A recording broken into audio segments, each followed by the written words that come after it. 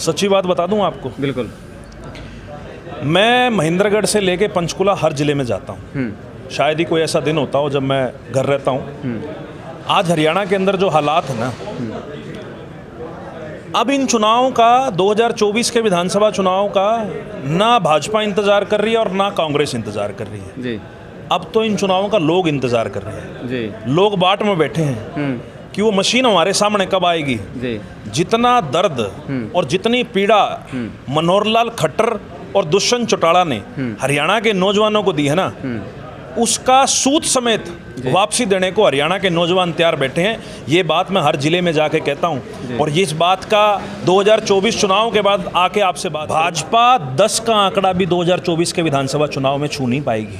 बहुत बड़ी बात कह रहे हो आप। तभी मैं कह रहा हूं, आप रिकॉर्ड कर लीजिए मेरी बात। 2024 के नतीजे जब आएंगे उसके बाद आपसे बात करेंगे। हरियाणा के विधानसभा के चुनाव में 2024 में भाजपा 10 का आंकड़ा भी नहीं छू पाएगी जी। भाजपा कैबिनेट के बड़े से बड़े मंत्री, संतरी और हरियाणा के मुख्यमंत्री मनोहर लाल खट्टर का करनाल से भी लोग सफाया करने को इस बार तैयार बैठे। मेरे साथ हैं हरियाणा यूथ कांग्रेस के प्रधान दिव्यांशु बुद्धिराजा।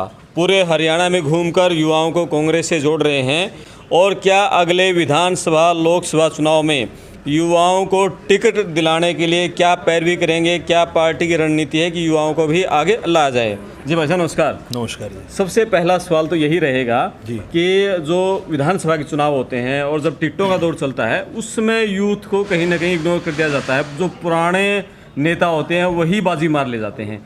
क्या क्राइटेरिया रहेगा, कितनी सीटें 90 में से यूथ को मिल पाएंगी? देखिए, हमारे मजबूत युवा कांग्रेस के साथियों की पैरवी, जितनी मजबूती से संगठन चला रहे हैं उतनी मजबूती से उनकी पैरवी करेंगे। ये जरूर है, प्रदेश कांग्रेस नेतृत्व ने बड़े स्पष्ट शब्दों में कहा है कि सर्वे के आधार पर टिकटें दी जाएंगी और ये होना भी चाहिए जी। क्योंकि मुख्य आज जो मांग है, आज जन भावना है, वो इस सरकार को बदलने की है। तो हमारी भी ऐसी सोच है कि युवा कांग्रेस के ऐसे साथियों की हम पैरवी करें जो जमीनी, जिनकी हालात है वो मजबूत हालात हैं, जो जमीन पर मेहनत कर रहे हैं, बूथ पर मेहनत कर रहे हैं। तो हम भी उन लोगों की पैरवी करेंगे। और अभी कोई संख्या बताना, क्योंकि अभी पहले लोकसभा का चुनाव है, वो लोकसभा के चुनाव में भी हम अपने नौजवान साथियों को संगठन की तरफ से हम लक्ष्य देंगे और उसके आधार पर और सर्वे के आधार पर जो है विधानसभा के अंदर फैसला होगा। लेकिन मैं आपको एक बात कह सकता हूँ कि हरियाणा युवा कांग्रेस में इस बार नौजवान साथियों को, मजबूत नौजवान साथियों को आप देखेंगे कि इस बार वो विधानसभा के अंदर जरूर बोलेंगे। 90 में से 2 या 3 टिकट मुश्किल से मिल पाती हैं। उनमें से कोई ऊपर राहुल की सिफारिश करवा के लाता है। जो युवा मेहनत करते हैं वो उसमें पिछड़ जाते हैं। देखिए, आज से पहले कभी ऐसा हुआ हो, अब मैं पिछले चुनाव की बात करूं 2019 की, तो हमारे 2 पूर्व प्रदेश अध्यक्ष थे, अमित सिहाग और चिरंजीव राव, और दोनों इस समय विधानसभा के अंदर है, एमएलए हैं। तीसरा हमारा एक साथी विनीत कंबोज, जो कि युवा कांग्रेस की राष्ट्रीय कमेटी में थे, उनको भी चुनाव लड़ने का मौका पार्टी ने दिया। तो बात यह है कि जो नौजवान साथी जमीन पर मजबूत है, जिसकी जमीन पर पकड़ है, उस नौजवान साथी की मजबूती से पैरवी करेंगे। संख्या कोई 3, 4, 5 कहने की बात नहीं, चाहे 10 हो तो 10 की पैरवी करेंगे। जी। 2014 में मोदी को केंद्र सरकार में लाने वाला यूथ की बड़ी भागीदारी थी। आप अब दोबारा कांग्रेस को सत्ता में आए, देश में, प्रदेश में, किस आधार पर यूथ को जोड़ रहे हैं पार्टी से? कितना आपने प्रदेश अध्यक्ष बनने के बाद किस तरह टीम बनाई है? हरियाणा युवा कांग्रेस ने नौजवानों के सभी मुद्दों को, जब से मैंने अध्यक्ष पद का भार संभाला है तब से सभी मुद्दों को मजबूती से उठाया है। अगर मैं स्कूली शिक्षा की बात करूं तो आपने देखा 134A एक बहुत बड़ा मुद्दा था, जिसमें गरीब बच्चों को जो अधिकार मिलता था स्कूलों के अंदर दाखिले का, वो इस सरकार ने बंद कर दिया था। उसमें कंवरपाल गुर्जर के घर का घेराव हो, वो मुद्दा था। अभी हाल ही में आपने देखा CET ग्रुप C की भर्ती का मुद्दा, उसको युवा कांग्रेस ने पूरे प्रदेश में, चाहे वो करनाल में CM आवास घेराव की बात हो, और चाहे हिसार के अंदर बड़ा प्रदर्शन करने की बात हो, और चाहे बाकी जिलों की बात हो। उसके अलावा परिवार पहचान पत्र जो कि परिवार परेशानी पत्र था, उसको पूरे प्रदेश में घंटी बजाओ सरकार जगाओ आंदोलन के माध्यम से, आप देखिए जींद में आपके उचाणा विधानसभा, दुष्यंत चौटाला की विधानसभा में हमने प्रदर्शन किया। उसके अलावा अग्निवीर भर्ती योजना जब ये सरकार लेके आई तो फौज बचाओ देश बचाओ का आंदोलन इस प्रदेश के अंदर खड़ा करना हरियाणा युवा कांग्रेस ने किया। लेकिन मैं अब आपके सामने जो हम बात लेके आए, क्योंकि अब 4 साल इस सरकार के जा चुके हैं। लगभग लोकसभा के चुनाव में 6 महीने का समय और विधानसभा की अगर समय पर चुनाव होते हैं तो लगभग 11 महीने का समय। हम लोगों ने एक अभियान की शुरुआत करी है, युवा जोड़ो हरियाणा जोड़ो अभियान। इस अभियान के माध्यम से हरियाणा के नौजवानों से जुड़े 7 मुद्दों को युवा कांग्रेस एक छतरी के नीचे लाकर उनकी आवाज को लामबंद तरीके से प्रदेश सरकार के समक्ष उठाने का हम लोग काम करेंगे। उसमें सबसे पहला मुद्दा मुद्दे कौन से? हमारा सबसे पहला मुद्दा है HPSC HSSC के माध्यम से हो रही सरकारी भर्तियां। हमारा दूसरा मुद्दा है बेरोजगारी। हमारा तीसरा मुद्दा है नशा।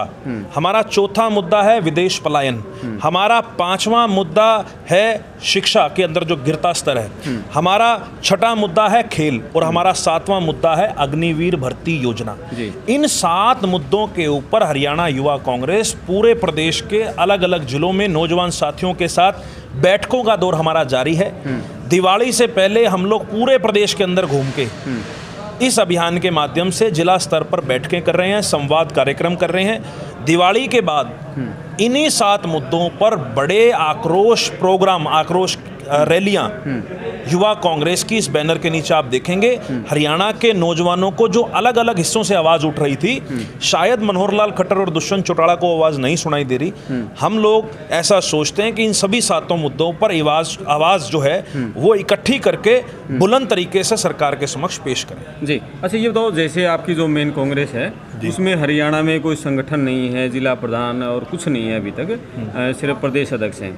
यूथ कांग्रेस के संगठन के जो चुनाव हुए थे उसमें जिला अध्यक्ष बना गए थे, उसके बाद उससे आगे का संगठन किस तरह का बनाने की अभी तक तैयार हुआ है, नहीं हुआ है? क्या रणनीति, युवाओं को कैसे आप जोड़ पाएंगे, किस किस तरह के पद हैं?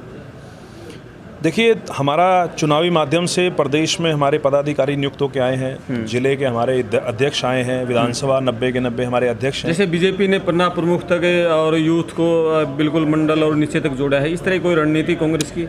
मैं बता रहा हूँ आपको, जिस प्रकार से हमारे चुनावी सिस्टम से ये लोग विधानसभा तक की हमारी कमेटी बन के आई है, हम लोग उसके बाद अब ब्लॉक स्तर तक इसको ले जाने का काम करें। आज हमारी जो बैठक थी संगठन की, वो इसी को लेकर हमारी बैठक थी कि संगठन को हम लोग 50 दिन का हमारा ये फेज चल रहा है, पहला युवा जोड़ो हरियाणा जोड़ो का। इस अभियान के अंदर 50 दिन के अंदर पूरे हरियाणा के ब्लॉक स्तर तक हम लोग युवा कांग्रेस के संगठन को खड़ा करने का काम करेंगे। और ब्लॉक स्तर का एक बार संगठन खड़ा हो जाए, उसके बाद हम लोग बूथ पर हर नौजवान को हमने एक, क्योंकि आजकल डिजिटल जमाना है, तो हमने एक ऐप भी बनाई है जिसमें हरियाणा के नौजवान साथियों को प्रत्येक बूथ पर कम से कम 5 नौजवानों को जोड़ने के लक्ष्य से हम लोग काम कर रहे हैं। जी अच्छा, ये बताओ, जैसे आप यूथ के बीच में जा रहे हो, सरकार को लेकर बेरोजगारी, HPSC SSC की नौकरियों, विदेश में पलायन हो रहा है, यहाँ नौकरियाँ नहीं है, इन मुद्दों को लेकर यूथ का रिएक्शन क्या है बीजेपी सरकार के प्रति? सच्ची बात बता दूं आपको, बिल्कुल। मैं महेंद्रगढ़ से लेके पंचकुला हर जिले में जाता हूँ।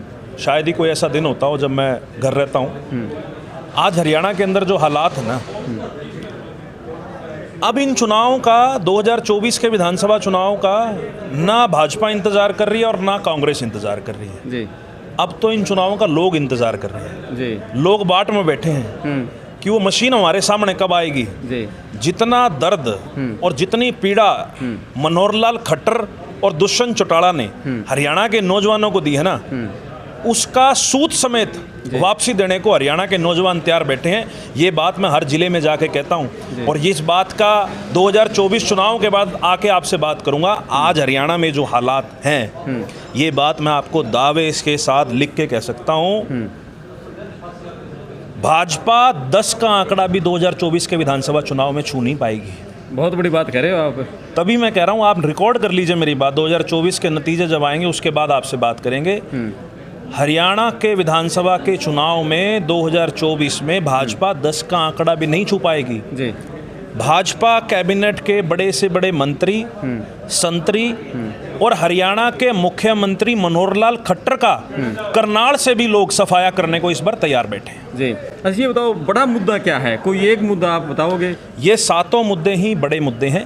किसी मुद्दे को बड़ा या छोटा हम नहीं कह सकते, लेकिन एक मुख्य तौर पर जो मुझे लगता है कि ये सभी मुद्दे किसी एक विषय से जुड़े हैं, तो वो कहीं ना कहीं बेरोजगारी से जुड़े हैं जी। आज हरियाणा में रिकॉर्ड तोड़ पूरे देश में सबसे ज्यादा बेरोजगारी है। वो मुद्दा कहीं ना कहीं नशे से जुड़ा है, वही मुद्दा कहीं ना कहीं विदेश पलायन से जुड़ा है, और बेरोजगारी के नीचे ही सरकारी जो हमारी ये अग्निवीर भर्ती योजना है ये है, गिरता शिक्षा स्तर भी इसकी वजह से है, खेल भी है।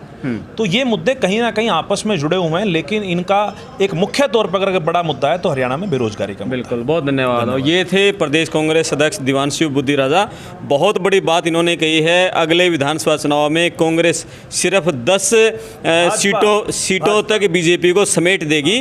कांग्रेस बीजेपी को 10 सीटों पर समेट देगी, यानी कि बहुत बड़े बहुमत के साथ कांग्रेस सत्ता में आने जा रही है। मैं आपका दोस्त क्रमपाल, पड़ताल टीवी पर बने रहिए। धन्यवाद।